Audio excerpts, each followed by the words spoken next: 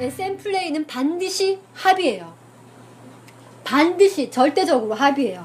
그게 게일 루빈의 이야기예요. 합의가 되지 않은 SM 플레이는 폭력이라는 거죠. 왜냐하면 그렇게 위험할 수 있는 일을 합의도 안 했는데 왜 하냐고요. 그쵸?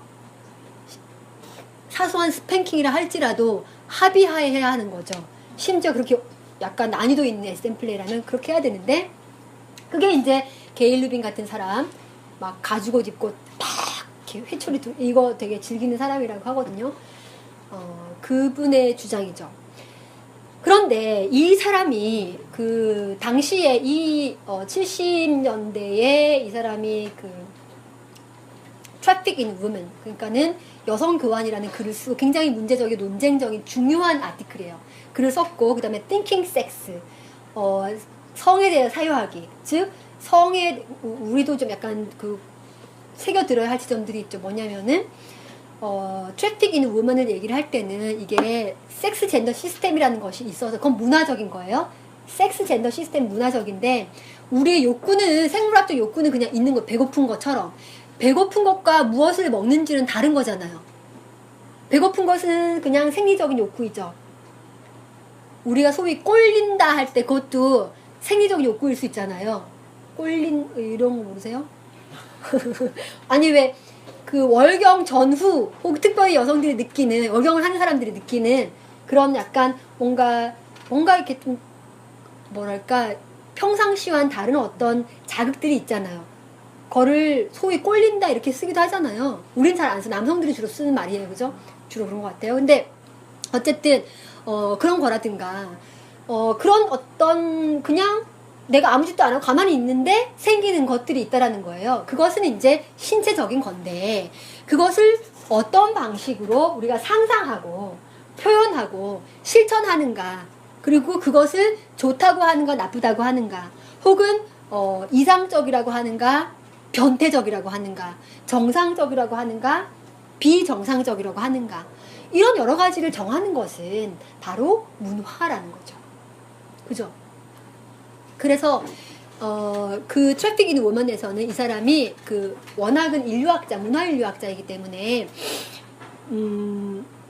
레비스트로스 같은 사람들이 이제 여성 교환이라는 그 친족 체계 속에서 여성을 교환함으로써 자신들의 어떤 권력, 뭐랄까, 그 관계를, 부족과 부족 간의 관계를 평화롭게 유지하는 도구로 여성을 교환했다. 이런 이론이 있거든요. 그 이론에 기반을 두고, 그 다음에 엥겔스 같은 사람이 최초로 여성이 막 인간도 만들어내고 재생산도 하고 중요한 걸 하는데, 왜 여성들이 남성들의 어떤 지배를 받게 되었을까? 혹은 남성들에게 종속된 삶을 살게 되었을까? 엥겔스 나름대로, 프리드리히 엥겔스는 막스의 친구여자, 또 그 금전적 지지자, 스폰서여자, 스폰이었잖아요. 근데 그 사람이 어쨌든 막스는 주목하지 않았던 그 재생산의 문제, 여성의 문제, 가족의 문제에 고민을 했죠. 그래서 책을 썼잖아요. 근데 그 사람이 보기에는 이런 어떤 친족 관계에 대해서, 혹은 여성의 재생산의 문제에 대해서 이제 그 얘기를 했고, 그래서 근데 이 문화인류학자인 게일 루빈이 보기에 이것도 좀 부족해요. 부족하고 특히나 섹슈얼리티와 관계되어서는 조금 더 부족한 것 같은 거죠. 그래서 자기가 보기에 이런 어떤 기반을 두고 설명이 될 수 있지만 조금 더 여성이 왜 교환됐고, 그 여성이 교환되는 방식을 통해서 어떻게 성적 그 체계가, 그러니까 섹슈얼리티 체계가 만들어지게 되었는지를 이제 나름대로 분석한 글이 바로 그 트래픽 인 우먼이었다면, 띵킹 섹스에서는 몇 년 후에 친족 체계 이런 건 관계가 없는 것 같구나. 그리고 페미니즘이 늘 젠더를 중심으로 많은 것들을 분석하잖아요. 그죠? 그리고 그러다 보니까 페미니즘이 분석해내지 못하는 부분들이 있는 거죠. SM 어떻게 분석해요? 페미니즘에서는 SM 분석할 수는 없고 비판만 할 수 있어요.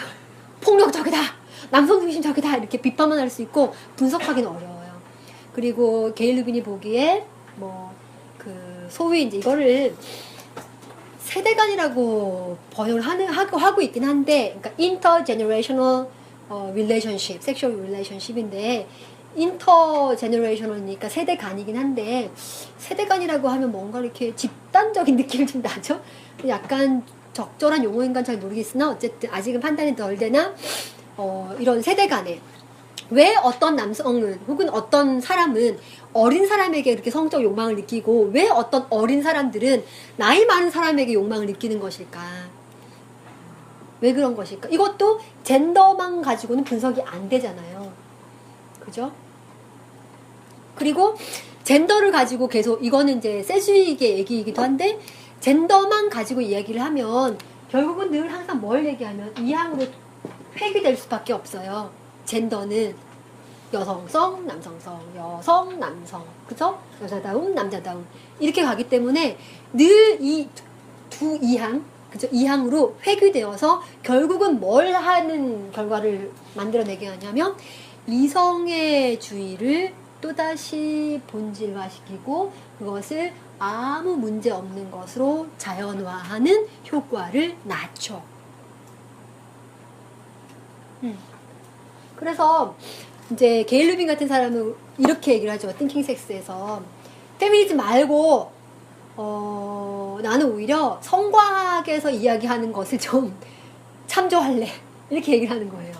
왜냐면 성과학에서는 뭘 하냐면 약간 생물학적으로 좀 생물학적 결정주의에 경도되었다 혹은 본질주의적이다 이런 약간 비판을 할 수가 있는데 그들이 하고 있는 그 분야에서 하고 있는 장점 중에 하나가 뭐냐면 굉장히 세부적으로 어떨 때 쾌감을 느끼고 어떨 때 불쾌감을 느끼고 어느 만큼이 적절하고 어느 만큼이 부적절하고 이런 걸 굉장히 세부적으로 하는 거죠.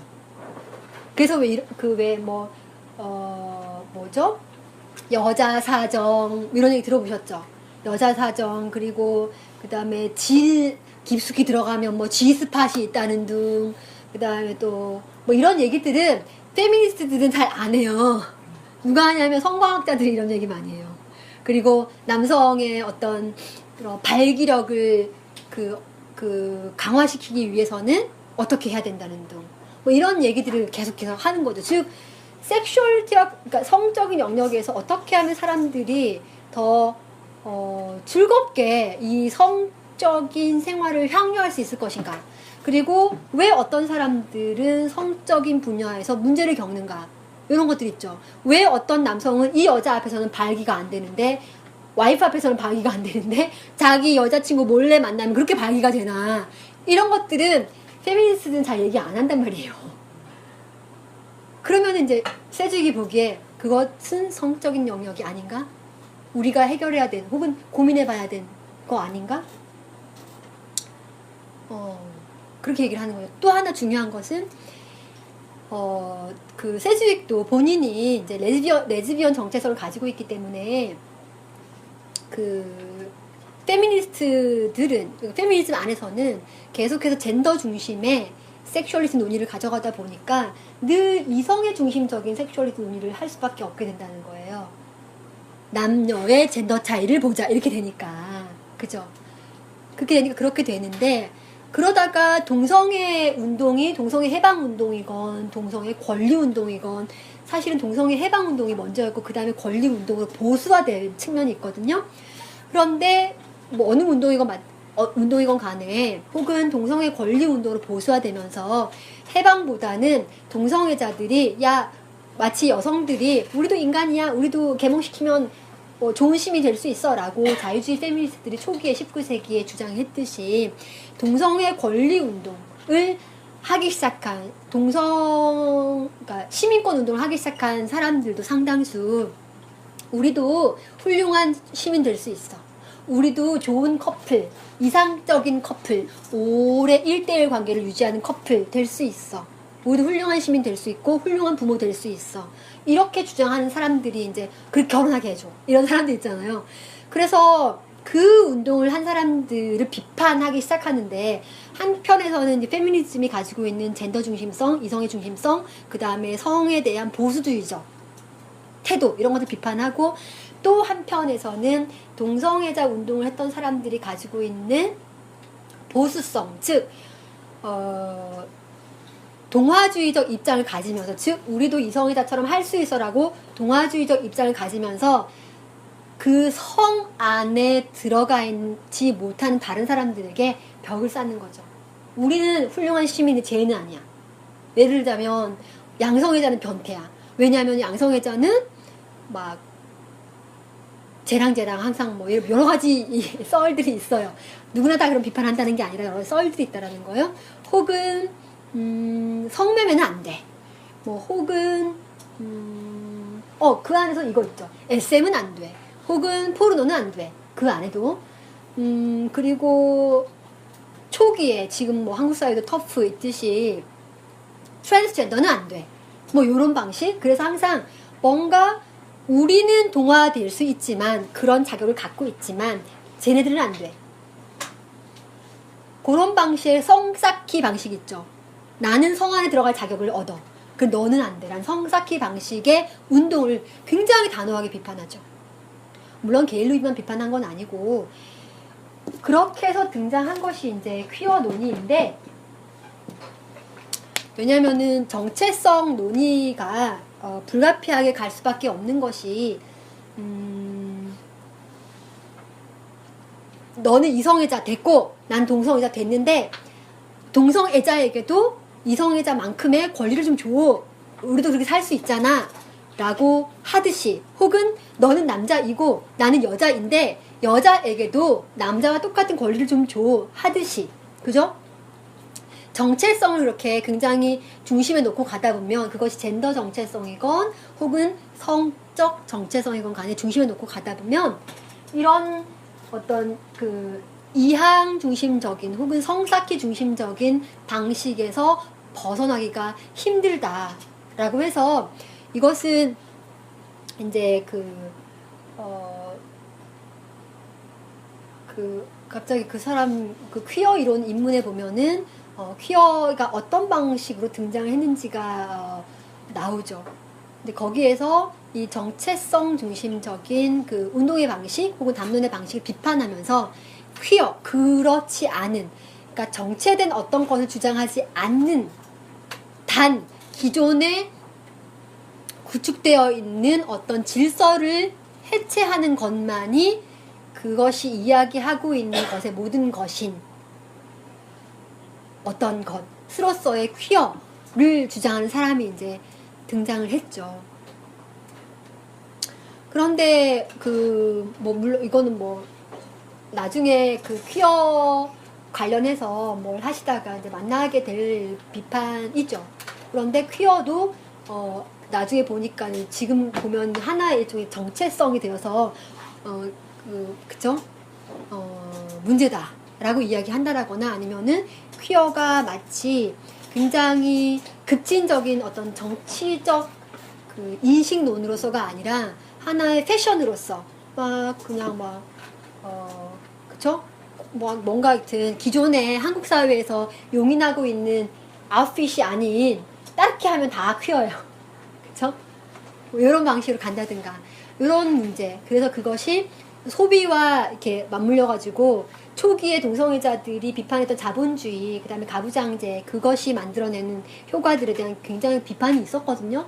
근데 자본주의에 대한 혹은 가부장제에 대한 비판 쏙 다 빠지고, 심지어 퀴어가 초기에 어떻게 페미니즘 담론과 굉장히 역동적으로 만나면서 그 담론이 만들어졌던 것까지 싹 잊어버리고, 그냥 뭐 그 사회에서 요구하는 어떤 모습을 안 하면 다 퀴어인 것처럼 해버리는, 그래서 그냥 뭐 소비주의로 그냥 다 경도되어 버리는, 외모만 바꾸면 되는 것 같은, 그쵸? 이런 패션 퀴어들, 혹은 퀴어 패션주의, 혹은 뭐 패션 퀴어주의, 이런 것에 대한 비판도 물론 있죠. 그래서 아무튼 다시 돌아가서 20세기에, 지금 이제 21세기가 되었지만 여전히 한국 사회뿐만이 아니라 이 논의가 20세기에 나왔던 이 논의가 시발되었던 그 북미에서도 아직까지도 이 논쟁은 여전하다라는 거죠. 심지어 한동안 거기서도 페미니즘의 백래시를 많이 당했고 하기 때문에 막 여러 가지 문제들을 많이 겪었어요. 우리 한국 사회에서도 70년대에 80년대인가 하여튼 그 만들어졌던 그 여성학과, 대학에서 여성학과들이 막 만들어져서 90년대 굉장히 확산 인류를 걷다가 90년대 말부터 보면은 과들이 계속, 과가 아니라 수업들이 계속 폐강되고 없어지고 지금은 여성학 수업하는 데가 별로 남지 않고 그런 어떤 일을 겪었잖아요. 그렇듯이 그러니까 미국 사회에서도 그런 일을 겪으면서 제가 작년에 이제 제가 알고 있는 어떤 그 미국의 그 퀴어 관련해서 연구를 하고 있는 무슨 대학이든 까먹은 거기 교수가 거기서도 페미니즘 수업을 아예 그냥 처음부터 18세기, 19세기부터 다시 시작해서 막 가르쳐줘야 되는 만큼 이 연계가 안 되고 있다라는 거죠. 연계가 하나도 안 되고 있다. 우리 사회도 지금 마찬가지잖아요. 그래서 막 마치 한국 사회 페미니즘 담론이나 운동이나 이런 건 아무것도 없었던 것처럼 막 뭘 아예 맨 땅에서 헤딩해서 다시 뭔가를 얘기하는 것처럼 생각하시는 분들도 혹가다 있는데 거기도 마찬가지라는 거죠. 그래서 여전히 이런 어떤 논의들이 혹은 논쟁들이 여전한 상태고 특히나 이제 그 포르노와 SM 관련해서 동성애는 심지어 많은 그 미국조차도 지금 동성결혼 합법화를 연방에선 통과시킨 거잖아요. 그죠? 연방에서는. 그리고 캐나다도 마찬가지 막 이렇게 되고 있고 지금 계속 동성결혼 합법화가 일종의 어떤 흐름으로 막 가고 있기 때문에 물론 저 같은 사람은 이것을 그 이성애자로 유지되지 못하는 가족주의 붕괴, 그러니까 가족제도의 붕괴 때문에 나름대로 타협하고 있는 타협 아니다라고 보는 거고 그런데 그래도 뭐 그 옵션을 준다는 의미에서 그쵸? 이성애자들이 결혼을 할 수도 있고 안 할 수도 있듯이 이성애를 평생 택하지 않은 사람들도 결혼할 수도 있고 안 할 수도 있고 라는 옵션을 주는 것에 대해서는 일단은 진일보한 것이다. 그런데 그를 통해서 결혼을 선택하지 않은 사람들을 만약 차별한다면 이것을 진일보했다고 볼 수 있을 것인가? 그죠? 아니면은 일부일처 안 하고 혹은 뭐 그 1대1 관계를 평생 가져가지 않는 사람이라고 해서 차별을 한다면 이것을 진일보했다고 할 수 있을 것인가? 이런 질문들은 여전히 있죠. 그래서 아직은 한국 사회 이 논의가 그 당시에 게일 루빈이 1983년에 그 학교에서 이 학회가 있었고 그 학회에서 이 글을 발표하면서 겪었던 그 성전쟁, 섹스워를 했던 것처럼 이렇게 막 전쟁을 하진 정말 그때는 한국 사회로 치면 이런 거예요. 우리가 어떤 학교를 빌어가지고 거기서 이제 컨퍼런스 조직해가지고 학회를 막 하고 있는데 다른 일련의 페미니스트 학자들이 나타나가지고 막 정문을 들이맞고 피켓을 막 해가지고 누구다 이렇게 하고 하는 거예요.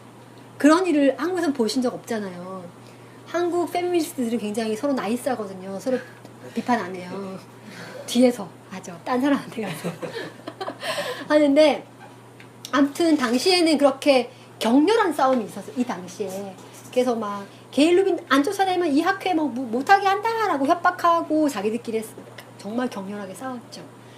뭐 이렇게 격렬하게 싸워보는 것도 괜찮은 것 같아요. 차라리 그 뭐 육박전은 한 게 아니니까. 그렇죠. 자, 여기까지 이제 그 플레저와 덴저와 관련해서는 얘기해 볼 수 있겠고, 어떻게 섹슈얼리티 안에서의 어떤 사안들이 주요 사안으로 쟁점으로서 여전히 이야기되어지고 있고, 이야기되어질 수밖에 없는지, 그리고 그 섹슈얼리티라는 이 논의가, 이 주제가 그 전체 페미니즘 그 논의 안에서 어느 시점부터 어떤 맥락에서 등장해서 지금까지 이어지고 있는지를 좀 살펴보았어요.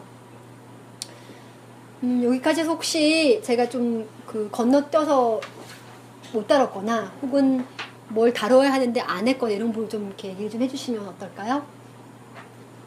그래서 섹슈얼리티가 중요한 단어로 중요한 개념으로 떠오른 이유는 뭐예요?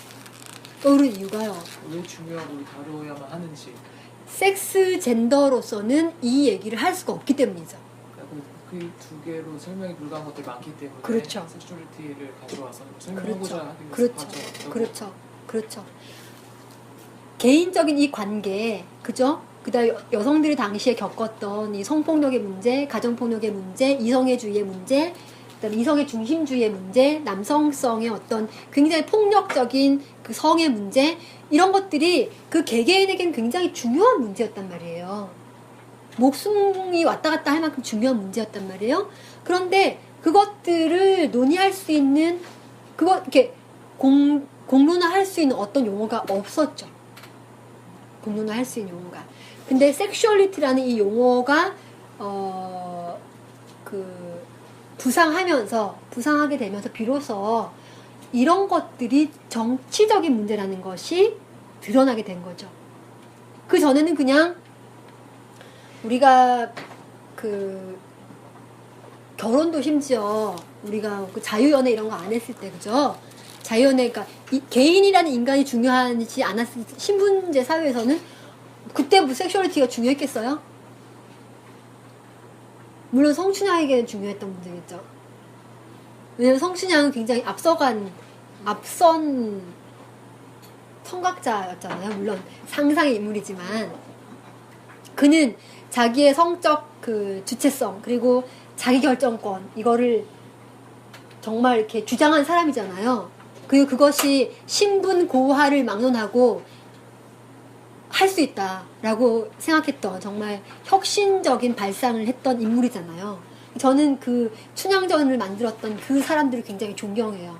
그 사람들이야말로 한국의 근대적 그 인식에 어떤 시발을 시켰던 그 맹아적인 사람들이다, 이렇게 생각을 해요. 그 당시에 숙종 이후였죠? 그 당시에. 아무튼. 근데 저 질문이 하나 있는데, 네. 결국에 이런 여러 가지 문제들, 성적인 것과 관련된 부분들을 젠더로만 이야기하면 그 이상으로 이성되기 때문에 그걸 지향해야 된다는 이야기를 하셨잖아요.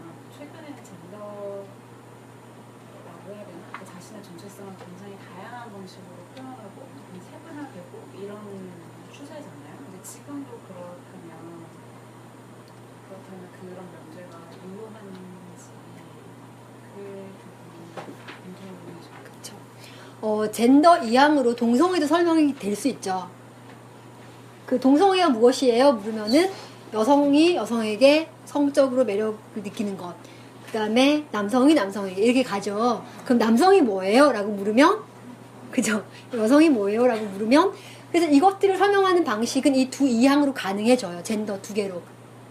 그리고 왜 남성이 남성에게, 그러니까 동성에게, 혹은 왜 여성이 여성에게, 동성에게 성적 매력을 느끼는가에 대한 설명 방식도 이항으로 가능해져요. 예를 들자면 내가 남자이지만 사실은 아는 여자야 라거나, 그죠? 이거는 트랜스젠더식 발상이잖아요.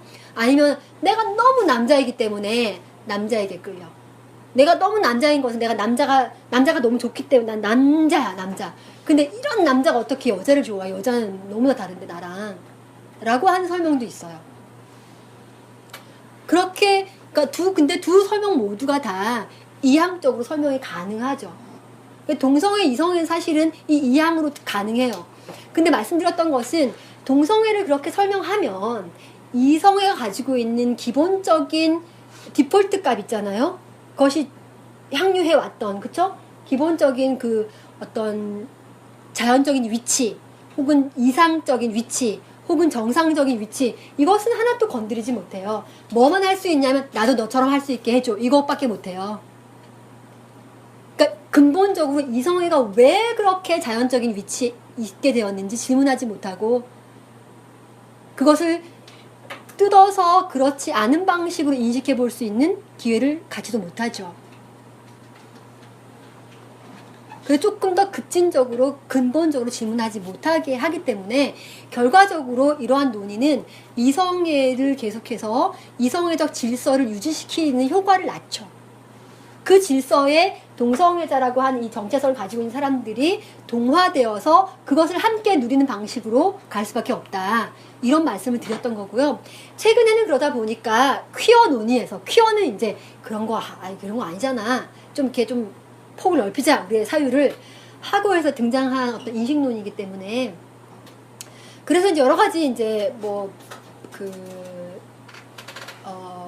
언어들이 만들어지기 시작한 거죠. 그래서 뭐 젠더 퀴어라는 말도 만들어졌고, 트랜스젠더가 있으면은 또 시스젠더라는 것이 있어서, 그냥 여성도 사실은 그냥 여성이 아니라 이거를 만들어내는, 그냥 여성이라고 하면 여성 그냥 여성인 것처럼 그 자연화된 용법이잖아요. 그죠? 그것이 아니라 트랜스젠더가 있듯이 시스젠더가 있다라면 이것은 두 개가 다 한번 생각해 봐야 될 어떤 존재들로서 인식하게 돕잖아요. 이렇게 용어를 불러버리면. 그 효과를 낳죠.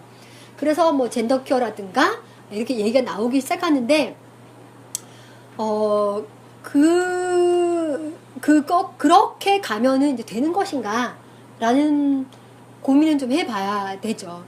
그러니까 우리가 N개의 젠더로 가면 되는 것인가? 그래서 N개의 섹슈얼리티로 가면 되는 것인가? 이거는 양성의 제 책이, 양성의 책이 조만간 좀 다음 달인가 나오는데, 양성에 관한 논의할 때도 이게 한계가 있어요. 왜냐하면은 양성애라는 것은 그렇게 인식할 수가 없거든요. 이 두 개의 젠더 이항으로 인식할 수가 없어요. 그 안에 스펙트럼이 너무나 다양하기 때문에. 그런데 그것을 말을 하려면 소통이 되는 언어를 쓸 수밖에 없잖아요. 그런데 소통이 되는 언어는 이 이항적 언어밖에 없어요. 결국은 하게 되는 게 양성이 되는 거예요. 결국은 이항적인 언어고, 결국은 남성성, 여성성 뭐 이렇게 설명을 하게 되는 거기 때문에, 이런 설명을 통해서 결국은 또다시 이성애적인 어떤 설명의 방식을 답습하게 되는 일이 생기죠. 제가 한 짓이 그거예요. 그래서 저의 지금까지의 이제 한계죠. 한계. 더 언어를 발굴해야죠. 발굴하고 그것이 저만 쓰면 언어가 아니잖아요. 저만 쓰면 그것이 소통 가능할 수 있게 이제 발굴하고 소통 가능할 수 있는 언어로 다듬어야 하는데, 그게 뭐 저에게 주어진 숙제 같아요. 네. 아까 섹슈얼리티의 한 부분에 쾌락이 되게 중요하게 다루었다고 말씀하셨잖아요. 근데 이제 사실 한국 사회에서 TK에서 기독교적인 집안에서 자란 저로서 쾌락에 대한 논의 자체를 들을 때 사실 성적인 어떤 경험에 대해서 쾌락이 논해질 때 항상 폭력과 정말 뗄래야 뗄 수 없고, 네. 쾌락을 이야기하는 그 담론 자체가 되게 결국은 폭력을 이해하기 위한 어떤 그런 맥락으로밖에 잘 상상이 안 되거든요. 그래서 아까 세수익이 그런 페미니즘 성보수주의 비판하셨다고 그런 얘기를, 페미니즘 성보수주의에 대해서 그건 루빈. 루빈이 네. 비판을 했고, 물론 세주익도 동의하겠죠. 네, 그래서 이런 쾌락에 대한 논의가, 그러니까 여성 페미니즘에 어떤 영역을 좀 넓힐 수 있는 건지 상당히 저한테는 추상적으로 다가오거든요. 그러니까 폭력이나 아까 원차는 유시 이런 건 너무나 저한테도 되게 굉장히 직접적인 문제로 다가왔는데, 그러니까 쾌락은 오히려 굉장히 방어적이게 되고, 그게 페미니즘이랑 무슨 관련이 있는 거지라는 생각을 한쪽에선 계속 하고 있는 것 같아요. 그래서 그거 좀 자세하게 말씀해주세요. 한편에서는 이제 아까 말씀드렸던 레즈비언이즘, 이것이 이제 관계된 거고요. 이것이 이제 음액 오르가즘과 함께 관련된 거고, 이것은 관계를 재구성하는 혹은 새로운 대안적인 관계를 상상해 볼 수 있게 하는 그런 영역이었다면, 이게 있어요. 아까 우리가 얘기를 안 했는데, 자위 논의가 사실은 90년대부터 굉장히 막 한국에서도 맹위를 떨쳤던 우리 페미니스트 가수 지연 씨는 자위라는 노래도 불렀답니다. 그러니까 그렇듯이 자위가 굉장히 중요한 사안이었죠. 왜냐하면 여성은 여성은 쾌락을 느껴서는 안 되는 존재, 성적으로 무지하고 순수해야 되는 존재라는 생각이 오랫동안 유지가 되었죠. 조선시대에도, 그쵸? 물론 조선시대 중기 전에는 좀 달랐다고 하지만, 성리학이 한국에 뿌리를 내리고부터는 여성의 성은 그런 식으로 단속을 받았잖아요. 그리고 그래서 여성의 성은 단속을 받아야 되고 굉장히 요조숙녀 이렇게 됐어야 하는 건데, 그렇지 않은 여성들이 딱 한 유가 있었는데 그들은 천민이었잖아요. 바로 기생. 그쵸? 그래서 여성이 섹슈얼리티를 향유하고 뭔가 이렇게 하면 그거는 천민이 되고, 양반 교수들은 그렇지 않아야 됐던 게 있죠. 우리나라뿐만이 아니라 영국 문화, 유럽 문화에서도 그쵸? 있었죠. 그래서 근대 초기에 그 많은 여성들이 히스테리라는 병을 앓았어요. 근데 그렇게 앓게 된 이유가 뭐냐면 남성들에게는 굉장히 이중적 성윤리죠. 남성들에게는 성적인 욕구를 표출하고 느끼라고 하면서 여성들에게는 그걸 느끼면 안 된다라고. 그러니까 식욕과 성욕을 다 통제받는 여성이어야 한 그런 여성이 가장 이상적인 여성인 거죠. 아까 말씀하셨던 TK 기독교 집안, 그죠? 그런 이상적인 여성인 거죠. 그런데 그런 이상적인 여성이 사실은 이상적인 여성이 아니라 남성이 필요해서 만들었던 여성상이었다라고 주장을 하면서 여성들에게도 쾌락을 추구할 수 있는 권리가 있다라고 이야기하기 시작한 것이 바로 페미니스트들이에요. 그러면 첫 번째 뭐가 쾌락이야? 뭐 쾌락을 몰라. 왜냐면은 남편도 잘 몰라요. 자기 사정하고 이런 것밖에 모르고 관계를 어떻게 맺는지 상대방을 배려하면서 하는 게 뭔지도 잘 모르고 다 모르는 상태니까 첫 번째는 그런 것들 다 만들어가고 교육을 시키는 것도 필요한데 그보다 전에는 이 여성들이 자기의 몸을 아는 게 필요했던 거죠. 느끼는 몸, 자기 스스로가 느끼는 몸이라는 것을, 그리고 자기 스스로의 몸이 문제적인 몸이 아니라는 것을. 나는 사실 느낄 수 있는 몸인데 이 행위가 문제였던 거야. 혹은 상대방이 문제였던 거야. 이거를 알 수 있게 해준 게 바로 자위였죠. 근데 그 자위를 여러 가지 방식으로 이제 실천해 보게 하는 거죠. 우리 그래서 한국에서 섹슈얼티 강의라는 책이 90년대에 나왔잖아요. 거기에서 자위를 다루죠. 여성들이 자위를 함으로써 굉장한 어떤 성적 주체성을 발달시켜요. 왜냐하면은 자기의 몸을 구석구석 자기를 만지는 것조차도 막 이렇게 어색해하는 사람들이 있거든요. 자기 생식기 한 번도 안 본 사람 여기 있어요?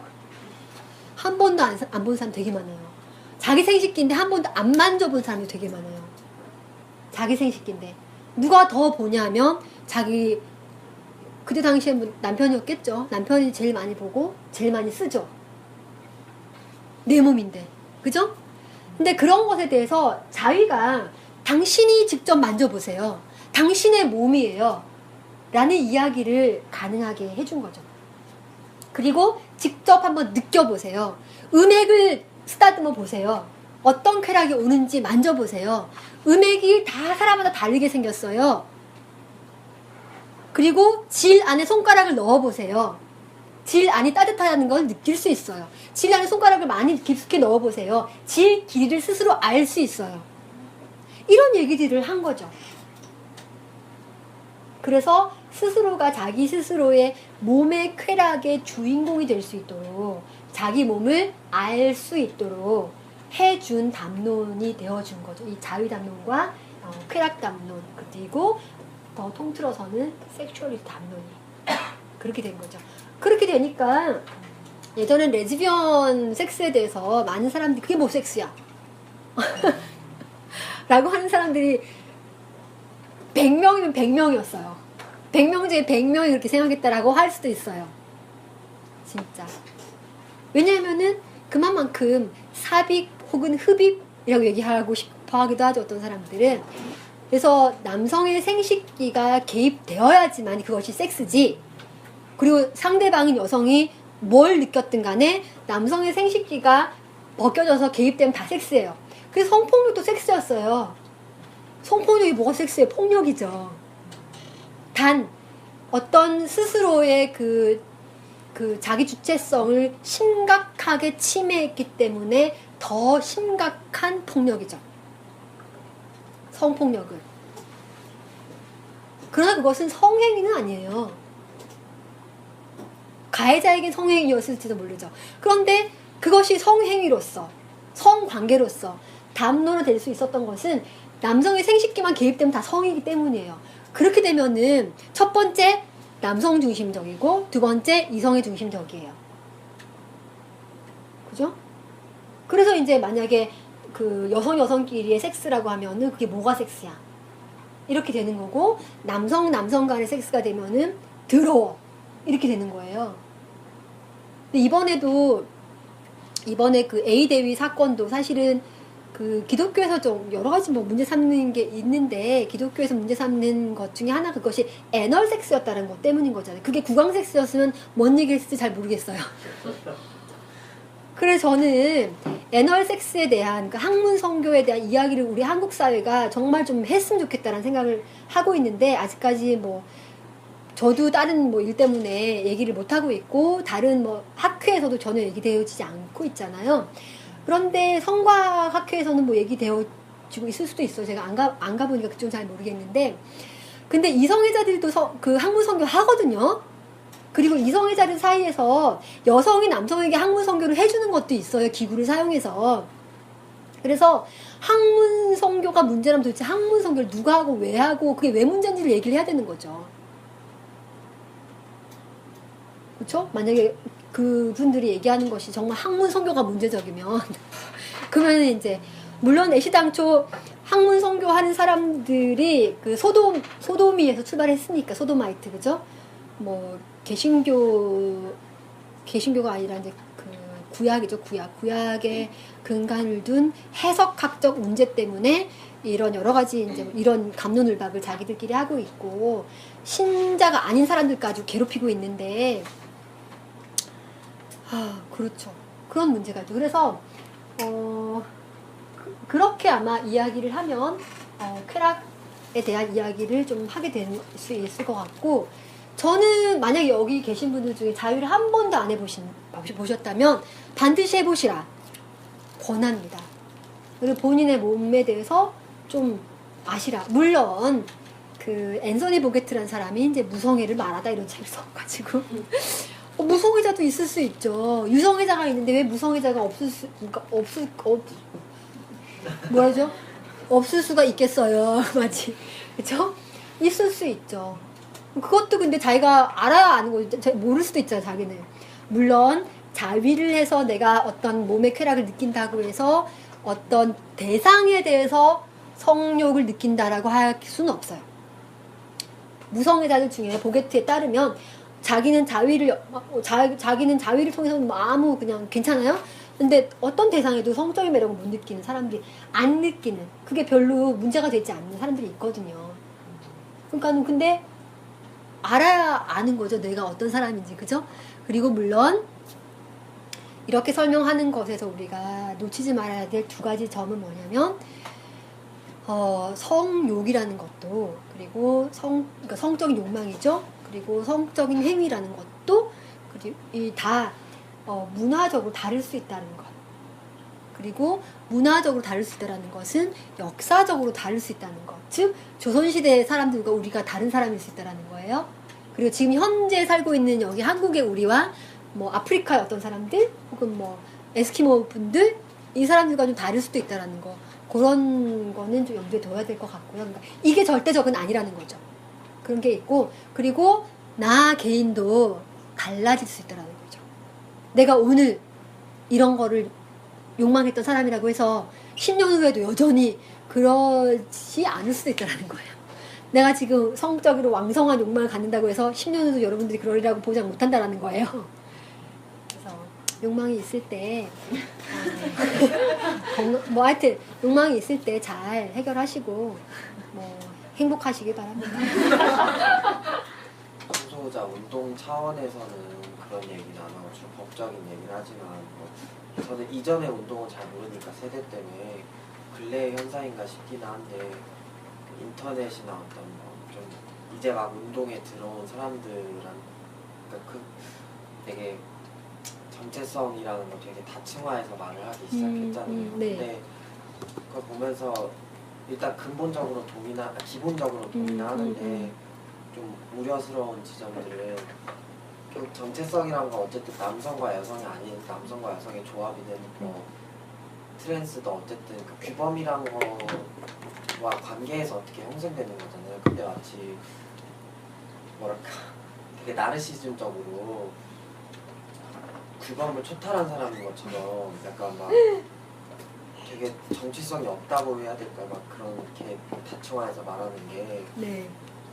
아니 나 중요는 한데 정말 필요한데 뭐 말을 못하게 할 때도 있고 약간 그러니까 이게 그러니까 다음 단계로 넘어가려면 어떻게 돼야 될지 지금은 그냥 기존의 언어를 다 찢어놓는 식으로만 일단 하는 것 같은데 이게 N개의 성이라는 게 되게 나이브하다는 생각이 들 때도 있고 앞으로는 어떻게 겹적 투쟁이 끝나면 어떤 식으로 전개될지가 좀 고민이라서 그쵸. 혹시 여기에 대해서 조금 답변을 해주실 분 안 계세요? 유사한 고민을 해오신 분이라든가? 뭐 저도 답변을 하겠습니다만.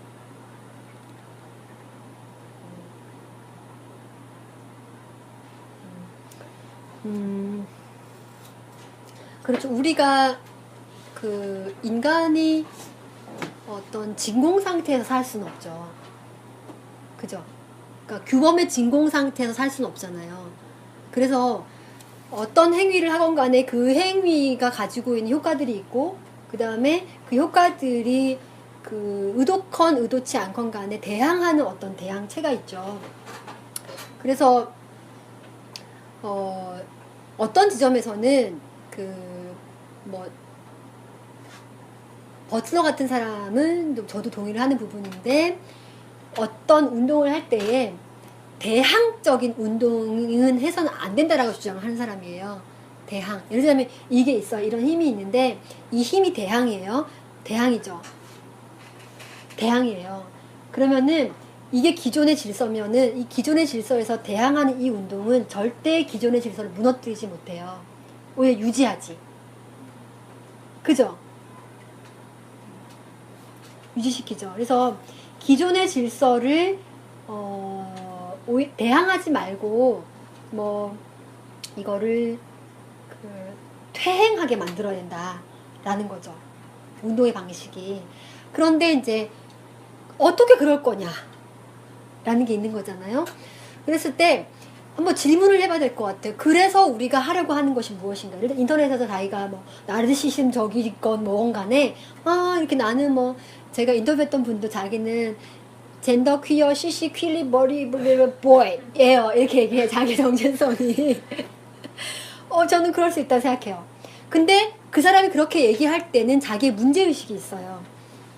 그 문제의식이 무엇인지가 저는 중요한 것 같아요. 그렇게 함으로써 해결하려고 하는 것. 근데 그게 아니라 나는 그렇게 함으로써 나는 괜찮아 라고 하면 거기서 만약에 그친다면 거기서 그쳐서 그게 해결될 문제인가? 라는 질문을 다시 해볼 수 있을 것 같아요. 그러니까 인터넷 내가 나 혼자 골방에 앉아가지고 나는 젠더 어쩌고저쩌고 A, B, C, D, O, F, G 퀴어야 라고 하는 것이 어떤 효과를 낳을 수 있는가 라는 거예요. 그죠? 그러면은 그것이 그렇게 한들 안 한들 아무런 효과도 낳지 않으면 그걸 왜 하냐고요. 자위적으로? 자위적으로는 할 수 있겠죠. 그러면은 그것은 자위적이다라고 얘기는 할 수 있겠죠. 그것이 나쁘다가 아니라 자위적이다. 그것에 그친다. 라고 할 수 있겠죠. 그러면 자위적인 어떤 그냥 개인적인 행위와 사회적인 어떤 정치적인 어떤 행위, 뭔가 변화시키는 행위와는 조금 층위가 다를 수밖에 없고, 그것을 가능하게 하기 위해서는 이 방식이 아니라 다른 방식이 될 수밖에 없다라는 어떤 논쟁? 이런 게 필요하겠죠. 저도 N개 섹슈얼리티 이런 것을 우리가 궁극적으로 해방주의적으로 논의를 하자면은 그것이 궁극적인 어떤 상태이긴 할 거예요. 그렇다면 그것은 오히려 N개의 섹슈얼리티가 아니라 그냥 없는 거죠. 많은 거는 없는 거랑 똑같으니까. 그죠? 그러니까 아까 우리 파이어스톤 얘기하고 그다음에 그 케이트 밀레트 얘기했듯이 그 사람들이 얘기하는 것은 남성은 어쩌고 여성은 어쩌고 그거 없애버리자는 얘기잖아요. 그냥 인간만 있는 거지. 그냥 다른 인간들, 굉장히 다른 인간들. 그렇게 되면은 차이가 100만 개가 되면 그 100만 개 차이는 우리가 얘기하지 않아요. 이상하지. 그거 왜 얘기해요? 무의미하잖아요. 그죠? 더 이상 얘기하지 않겠죠. 차이가 1개 혹은 2개일 때 얘기를 하잖아요. 계속 그 차이를. 우리가 전 세계 인구가 뭐 5억인가요? 50억인가요? 되는데 그 사람들의 차이를 우리가 다 얘기하지 않잖아요. 그 차이를 근데 다 다르잖아요. 다르다는 걸 우리가 알고 있어요. 그죠? 그 달라야만 하고 다르지 않으면 우리가 똑같은 사람이 다른 사람이겠어요? 근데 그 차이를 왜 우린 얘기하지 않는가? 그죠? 그건 너무나 당연하고 얘기할 필요가 없기 때문인 거죠. 만약에 그러면 섹슈얼리티도 더 이상 얘기할 필요가 없어질 수 있기 위해서는 즉 그런 효과가 그것이 우리가 지향하는 거라면 그래도 각자 그냥 자기의 방식대로 나는 조금 나 스스로 목을 이렇게 조르면서 나는 섹슈얼 라이프를 즐겨라고 한다면 야 죽지만 마라. 내가 있을 때 목을 졸라라. 이렇게 우리는 얘기를 해볼 수도 있는 거잖아요. 예를 들자면 그래서 무엇에 대한 이야기를 하고 있고 그것을 어떤 방식으로 해결을 하고자 하는지를 중심으로 얘기를 하면 뭐 좀 실마리가 풀릴까요? 그런 방식도 풀릴까요? 네, 고민을 같이 해보죠. 네, 뭐 더 이상 질문이 없으시면 그 페미니즘 기초 이론에서 그 기대하신 섹슈얼리티의 논의의 어떤 내용은 충분히 가져가시나요? 네. 알겠습니다. 수고 많이 하셨고요. 더한 논의들은 뭐 여의원 강좌에서도 있고 또 다른 여러 그 단체에서도 강좌가 있으니까 혹은 또 여의원 세미나를 통해서 더 많이 이렇게 공부를 해 가시면 좋겠습니다. 네, 긴 시간 동안